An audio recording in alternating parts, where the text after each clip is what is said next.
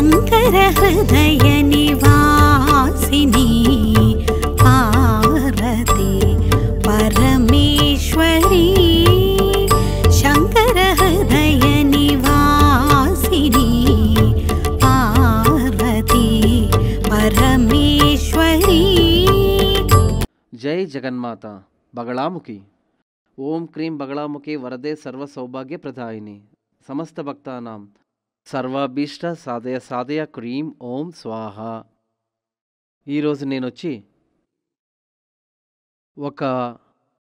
ఒకరి ఇక్కడికి వచ్చి సూర్యమంగళానికి వచ్చిన ఒక ప్రశ్న, ఆ లెటర్లో ఉన్నటువంటి ఒక ప్రశ్న, ఆ ప్రశ్నకు నా ఉత్తరం మీలో చాలామందికి యూజ్ అవుతుందనే నా అభిప్రాయం. అందుకే ఈ ప్రశ్నను ఎన్నుకొని బదులిస్తున్నా. ఇది వచ్చేసి శివాబాలన్ అనే 32 ఏండ్ల ఉత్తరిత నక్షత్రం చెన్నై, 32 ఏండ్ల శివబాలన్ అనే వ్యక్తి చెన్నై నుంచి రాసినటువంటి ఒక లెటర్. ఏం రాసుందంటే, నేను ఎంబీఏ చదివాను, నా ఏజ్ 32, ఎంబీఏ చేసుకున్నాను, నా చదువుకి తగిన ఉద్యోగం ఎప్పటికీ దొరకలేదు, అంతేకాదు ఎప్పటికీ నాకు చాలా చోట్లలో, మరి బ్రాకెట్లో రాశారు చాలా కంపెనీలు అని, మళ్ళీ చేంజ్ చేసి నేను పని చేస్తున్నాను, ఇప్పటికీ పని లేక ఉన్నాను, దీనికి ఏం కారణం అని అడుగుతున్నారు. దీని గురించి నా ఉత్తరం వాళ్ళకేమంటే, ముఖ్యంగా మేము వాళ్ళ జాతకాన్ని చూడాలి కదా.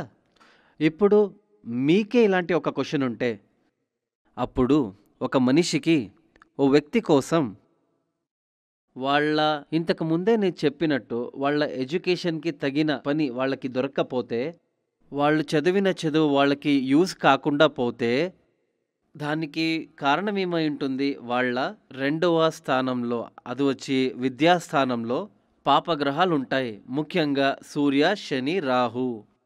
ఇందులోని ఏదైనా ఒక గ్రహం అక్కడ ఉండడం వల్ల, కాకపోతే ఆ గ్రహాన్ని చూపు ఎటువైపు ఉంటుందో అది పవర్ఫుల్గానే ఉంటుంది. ఇలాంటప్పుడు మీరు ఎంత చదివినా కానీ అది యూజ్ అవ్వదు. ఇంకొకటి ఏమంటే, ఈ శివబాలన్ జాతకంలో 10వ స్థానంలో రాహు ఉన్నాడు. అదే సమస్య. 10వ స్థానంలో రాహు ఉంటే వాడు పర్మనెంట్గా ఒక జాగంలో ఉండడు. మీరు ఇప్పుడు మార్కెటింగ్ అని చెప్తారు కదా, పెద్ద పెద్ద కంపెనీలలో, షాపుల్లో మార్కెటింగ్ ఉద్యోగాలను చేసే చాలామంది ఉన్నారు. మీ జాతకాన్ని తీసి చూసినప్పుడు 10వ స్థానంలో రాహు ఉంటాడు, లేకపోతే రాహు దర్శనం ఉంటుంది. 10వ స్థానంలో ఉండే గ్రహానికంటే రాహు చాలా పవర్ఫుల్గా ఉంటాడు. ఎప్పటికీ ఒక రాశిలో ఉన్న గ్రహాల్ని చూసి ఫలం చెప్పకూడదు. రాశిలో ఉన్నటువంటి గ్రహం అది ఎక్కడుంది, ఏ దిక్కులో ఉంది, రాశిలో ఉన్నటువంటి గ్రహాల ఈ మూడింటిని క్యాల్కులేట్ చేసి ఏది పవర్ఫుల్ అని చెప్పాలి. ఇక్కడ శివబాలన్ జాతకంలో 10వ స్థానంలో ఉన్న రాహు పవర్ఫుల్గా ఉన్నాడు. అలాంటప్పుడే ఇతనికి పర్మనెంట్గా ఉండే ఉద్యోగం దొరకదు, ఎప్పటికీ దొరకదు. 10వ స్థానంలో ఎవరికి రాహు ఉంటాడో వాళ్ళంతా ఇలా ఊరు సుత్తుతూనే ఉంటారు, పరిగెడుతూ ఉంటారు. ఎగ్జాంపుల్, ఇలా మార్కెటింగ్ ఉద్యోగం చెప్పొచ్చు, మార్కెటింగ్ లైన్లోనే వాళ్ళు పని చేయొచ్చు. ఇది 2వ స్థానంలో రాహు ఉంటే ఎప్పటికీ ఉద్యోగానికి సంబంధించిన ఒక విషయాన్ని చూస్తున్నప్పుడు, కర్మస్థానం, కర్మం అంటే ఉద్యోగం అనే అర్థం. మీరు బ్రాహ్మణులు కొంతమంది కర్మం అంటే అశుభం అని భావిస్తారు, అది కాదు. కర్మం అంటే జ్యోతిష్యంలో ఉద్యోగం అని అర్థం. అప్పుడు కర్మస్థానంలో రాహు ఉంటే మాత్రం కాదు, 2వ స్థానంలో ఉన్నా కూడా అలాగే ఉంటుంది. కర్మం ధనం, కర్మం నుంచే నీకు ధనం ప్రాప్తిస్తుంది, ధనం సంపాదించడానికి కర్మం చేయడం, ఇవి 2 ఒకే నాణ్యానికి ఉన్న 2 ముఖాలు. కర్మస్థానం, ధనస్థానం. కొంతమంది చదివిన తర్వాత మీకే కానీ మీ కుటుంబస్తులకే కానీ మీరు చదివిన చదువు యూజ్ కాకపోవచ్చు. మీరు చేస్తున్న పని, మీరు చదివిన చదువు 2 వేరువేరుగా ఉంటుంది. దానికి కారణం ఏమంటే, కర్మస్థాన, ధనస్థాన ఈ రెండిట్లో మీకు ఏ గ్రహం పవర్ఫుల్గా ఉంటుందో అదే మీకు యూజ్ అవుతుంది. అదేమంటే, ఒకరికి ధనస్థానంలో ఉండే గ్రహాలు పవర్ఫుల్గా ఉంటే కర్మస్థానంలో ఉండే గ్రహం దానికంటే తక్కువగా పవర్ ఉన్నతో అది వర్కౌట్ అవ్వదు. మీకు ఆదాయం తగ్గిపోతుంది. ఎప్పటికీ మీ జాతకంలో ఉన్న పవర్ఫుల్గా ఉండే గ్రహాల ఫలితాలే మీకు అందుతుంది. అలాగే మీ పిల్లలకి చదివించాలంటే ఇప్పుడు మీరు ఎందుకు చదివిస్తారు? 99% జనాలు ఏం చెప్తారంటే పురాతన కాలం నుంచి సంస్కారం కోసం, సంస్కార వృద్ధి కోసం. ఇప్పుడంతా అలాగ ఎవరూ చెప్పరు. అందరూ పని కోసం అంతే. మళ్ళీ మంచి పని దొరకాలంటే మీ యాంబిషన్ వల్ల వాళ్ళని చదివించేదో లేదా పిల్లల యాంబిషన్ గురించి వాళ్ళని చదివించేదో అలా ఉండకూడదు. ఎప్పటికీ కర్మస్థానం, ధనస్థానం, యావ స్థానంలో ఉండే గ్రహాలు మనకు ధన భాగ్యం ఇస్తుందో ఆ గ్రహాల ప్రకారంగా బేస్ చేసి అలా చదివితే యూజ్ అవుతుంది. లేకపోతే చదివేది అది ఒక డిగ్రీ సర్టిఫికేట్ మాత్రమే అయి ఉంటుంది. ఏ ప్రయోజనం లేదు. ఇక్కడ శివబాలన్ జాతకంలో అతను ఎంబీఏ చేశాడు. కానీ ఆ ఎంబీఏ ఇక్కడ ధనస్థానానికి సంబంధం లేదు. అది మాత్రం కాదు, కర్మస్థానంలో ధనస్థానంలో పాపగ్రహం ఉండడం వల్ల పర్మనెంట్గానే అతనికి ఉద్యోగ యోగం లేదు. పర్మనెంట్గా ఇన్కమ్ రాని యోగం ఉండడం వల్ల అతను మళ్ళీ జాబ్ చేంజ్ చేస్తున్నాడు. పర్మనెంట్గా ఇన్కమ్ రాని యోగం ఉండడం వల్ల అతను మళ్ళీ జాబ్ చేంజ్ చేస్తున్నాడు. కర్మస్థానంలో రాహు ఉండడం వల్ల మళ్ళీ బ్రేక్ అయ్యే ఛాన్సెస్ ఉంది. ఆయన పరిగెడుతూనే చేసే పని దొరుకుతుందే వినహ మళ్ళీ బ్రేక్ అయ్యే ఛాన్సెస్ లేదు. కానీ ఇక్కడ రెండో స్థానంలో కేతు ఉన్నాడు. ఒడిదుడుకులు వస్తూనే ఉంటాయి.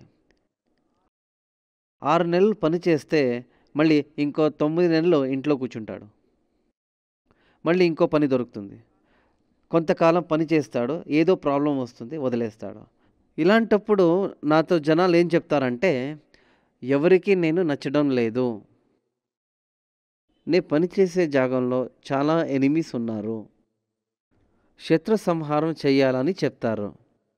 అప్పుడు నేను చెప్తాను ప్రాబ్లం వాళ్ళని లేదు, మీ జాతకంలో ప్రాబ్లం ఉంది. ఆ దోషాలన్నిటినీ మీరు పరిహరించాలి.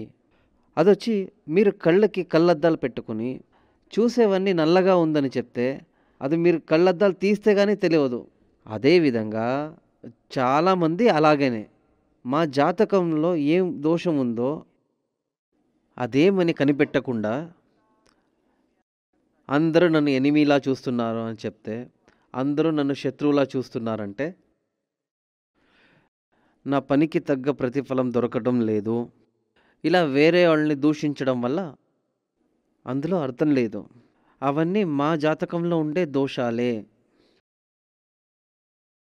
అదేమంటే నువ్వు వేసుకున్న మీ బాడీకి వేసుకున్న సెంట్ అదంటే స్ప్రే మరొకరికి నచ్చలేదంటే వాడేం చేస్తాడు? ఇలా చేస్తాడు కదా. నువ్వు సెంట్ వేయని పక్షంలో నీ దేహం నుంచి దుర్వాసన వస్తుంది. ఇలాగే చేస్తారు. అప్పుడు ఆ రోజు నేను అక్కడికి వెళ్ళినప్పుడు వాడు అలా చేశాడు, వాడికి నేను నచ్చలేదు. ఇది వాడి సమస్య కాదు, సమస్య నీలో ఉంది. ఎప్పటికీ ఎదుటి మనిషి లోపాలు చూడకుండా ముందు మాలో ఉన్న లోపాలని చూడండి. అందుకు మన జాతకం చూడాలి. మన జాతకంలో ఏమేం ప్లస్ ఉంది, ఏమేం మైనస్ ఉంది, ఈ మైనస్ని ఎలా ప్లస్లా మార్చగలము. ముందే నేను చెప్పాను, అన్ని దోషాలకి పరిహారం ఉండదు. గమనించండి, అన్ని దోషాలకి పరిహారం ఉందని చెప్తే అది మిమ్మల్ని మోసం చేయడం. కొన్ని దోషాలకి మీరు పరిహారాలు ఏం చేసినా దాని నుంచి బయటికి రాలేరు. కానీ 99% అన్ని దోషాలకి పరిహారం ఉంటుంది. ఆ పరిహారాలు మంచి విధంగా చేస్తేనే మీకు వర్కౌట్ అవుతుంది. సంతోషం లేకుండా ఒకడు ఉన్నాడంటే వేళ్ల కొద్దీ పూజం చేయడం అర్థం లేదు. ఏం చేయాలనో అదే చేయాలి. నాకు జలుబు వచ్చింది, చాలా మందులు వేసుకున్నాను, కానీ పరిహారం కాలేదు. అది ఏం జబ్బు, ఆ జబ్బుకి ఎలాంటి మందులు వేసుకోవాలి అది తెలుసుకొని ఆ జబ్బుకి మందు వేసుకుంటే గుణమవుతుంది. అదేవిధంగా పరిహారాలు చాలానే ఉంటాయి. నేను ముందే చెప్పాను, మెడికల్ స్టోర్ చూడండి, వేళ్ళ కొద్దీ మందులుంటాయి. ఇవన్నీ మనిషి మంచి కోసమే. అదేమంటే మనిషి దేహం మంచి కోసమే, మరి మనిషి ఆరోగ్యం కోసమే ఇవన్నీ ఉన్నది. అందుకని ఇవన్నీ తీసుకొని తినేదాన్ని కాదు కాదు కదా, ప్రాబ్లమే వస్తుంది కదా. అలాగే ఆరోగ్యంలో కూడా ప్రాబ్లం వస్తుంది. మనకేం కావాలో దాన్ని తీసుకొని తినేదాని వల్ల ఇక్కడ నివారణ అవుతుంది, మనకది వర్కౌట్ అవుతుంది. చాలా పరిహారాలు ఉన్నాయి. మా దోషం ఏంటి, దానికేం చేయాలి, ఇవన్నీ తెలుసుకొని చేస్తే వర్కౌట్ అవుతుంది. చూడండి, ఇవన్నీ మీకు తెలియాలంటే జ్యోతిష్యం మాత్రం కాదు, గవ్వల శాస్త్రం కూడా చూడాలి. అదేమంటే ఒక మంచి డాక్టర్ అయితే మీ జబ్బు ఏంటి, దానికేం మందు, ఆ మందు మీకు యూజ్ అవుతుందో లేదో, ఎన్ని రోజులు తీసుకోవాలి. డాక్టర్లో కొంతమంది చెప్తారు, లేదండి ఈ జబ్బు ఇలాగే ఉంటుంది, పరిహారం కోసం ఇంకొంతకాలం భరించాలి, మ్యాక్సిమం కొన్ని విషయాలలో జాగ్రత్త తీసుకోవాలి, ఇలా ఒక అడ్వైస్ చేస్తారు కదా. అదేవిధంగా మీ ఆచార్యులు మంచి మనిషి అయింటే, శాస్త్రాలు బాగా తెలిసిన వాడయింటే వాళ్ళు చెప్తారు, ఈ దోషానికి పరిహారం ఉంది, ఆ పరిహారం ఎలా చేయాలి, లేకుంటే ఈ దోషానికి పరిహారమే లేదు, దీన్ని అనుభవించే తీరాలి. కాకపోతే ఒక సమాధానం కోసం, ఒక మనశ్శాంతి కోసం వాళ్ళకొక అడ్వైజ్ ఇస్తారు. ఇప్పుడు మళ్ళీ శివబాలన్ జాతకాన్ని తీసుకుంటే, ఆ శివబాలన్ ఏం చేసిండాలంటే కర్మస్థానం ధనస్థానం వీక్గా ఉంది. కర్మస్థానం ధనస్థానం రెండు వీక్గా ఉన్నతో కర్మబలంలో పురోగతి లేని వలన చేసే పనిలో కూడా పురోగతి ఉండదు. ధనస్థానం వీక్గా ఉండడం వల్ల ఫినాన్షియల్ స్టెబిలిటీ ఉండదు. అంటే ఒక ధనం వచ్చిన ప్రయోజనం లేకపోవడం అని అర్థం. కానీ ఇవి అన్నీ ఉంది, ఫినాన్షియల్ స్టెబిలిటీ ఉంది, కెరియర్ వైజ్ గ్రోత్ అన్నీ ఉంది, ఇక్కడ ఉద్యోగం వరమానం అన్నీ బాగుంది. కానీ ఇవన్నీ అనుభవించలేని పరిస్థితులు. అన్నీ ఉంటాయి కానీ ఆ సుఖభోగాలను అనుభవించే యోగం లేదు. ఒకటి టైం లేదు, లేదా అతని దేహం వీక్గా ఉండడం, ఆరోగ్యం క్షీణించడం, మనశ్శాంతి లేకపోవడం, అన్ని సుఖభోగాలు ఉన్నా కానీ దాన్ని అనుభవించలేని కొన్ని గ్రహయోగాలు ఉంటాయి. అది కర్మస్థానం సరిగ్గా ఉంటే ధనభాగ్యయోగం ప్రాప్తిస్తుంది, ఉద్యోగం దృఢంగా ఉంటుంది. ధనస్థానం సరిగ్గా ఉంటే సరిగ్గా ఉన్నటువంటి ఆ బిజినెస్కి తగిన వరమానం వస్తుంది. ఈ యోగాలన్నిటినీ అనుభవించాలంటే భాగ్యస్థానం శుభంగా ఉండాలి. శివబాలంలో సమస్య ఏంటంటే, కెరియర్ వైజ్ ఒక స్టెబిలిటీ రావాలంటే, దానికి అభివృద్ధి కావాలి, స్థిరంగా కావాలంటే దానికోసం అతను అశ్వరూఢ హోమం చేయాలి. అశ్వరూఢ యంత్రం మెడలో వేసుకోవాలి, అంటే తాయితం కట్టుకోవాలి. అది ఉద్యోగం అభివృద్ధి చెందడం కోసం. అయితే ఇక్కడ ధనస్థానం వీక్గా ఉంది, ఏం చేయాలి? ఒక బావి నుంచి నీళ్లు తోడి తోడి తోడి మట్టి కుండలో వేస్తాం. కుండకు బొక్కుంటే, ఒక మట్టి కుండకు బొక్కుంటే ఏమవుతుంది? నీరు కారిపోతూ ఉంటుంది. ఏం చేయాలి? ఆ కుండకున్న బొక్కని సరిగ్గా సరిచేయాలి. ధనస్థానం వీక్గా ఉండడం వల్ల ధనవర్షం చేయాలి. అప్పుడు ఉద్యోగపరంగా అభివృద్ధి చెందాలంటే అశ్వారూఢ యంత్రం, అశ్వారూఢ హోమం. ఫైనాన్షియల్ స్టెబిలిటీ కోసం డబ్బులు రావాలి, రుణం లేకుండా డబ్బు స్థిరంగా ఉండాలంటే దానికోసం ధనవర్ష హోమం చేయాలి. ధనవర్ష యంత్రం చేసి ఇంటిలో పెట్టి పూజించాలి. ఇంకా ఇవి రెండు ఉంటే చాలదు, మనం దాన్ని అనుభవించాలి, అందులో ఆ యోగాలు ఉండాలి. అందుకు భాగ్య సూక్త హోమం చేయాలి. భాగ్యసూత్ర యంత్రాన్ని ఇంట్లో పెట్టి పూజించాలి. భాగ్యసూత్రం మంత్రం ప్రతిరోజు జపం చేయడం విశేషం. ఇవి మూడు చేస్తే శివబాలన్ చదివిన MBA అతనికి యూజ్ అవుతుంది. లేకపోతే ఏమవుతుంది? సర్టిఫికేట్లో MBA ఉంటుంది కానీ శివబాలన్కి యూజ్ అవ్వదు. శివబాలన్ జాతకంలో గురు శుభస్థానంలో ఉండి దక్షిణం వైపు చూపు చూడడం వల్ల ఈ పరిహారాలను ఇచ్చాను. ఒకరి జాతకం ప్రకారం ఇంతకు ముందే చెప్పినట్టు దోషాలన్నీ ఉండి గురు శుభస్థానంలో లేకపోతే ఇలాంటి 1000 యంత్రాలు చేసినా వర్కౌట్ అవ్వదు. గుడ్డోడికి కళ్ళద్దాలు పెడితే కనపడుతుందా? కనపడదు కదా.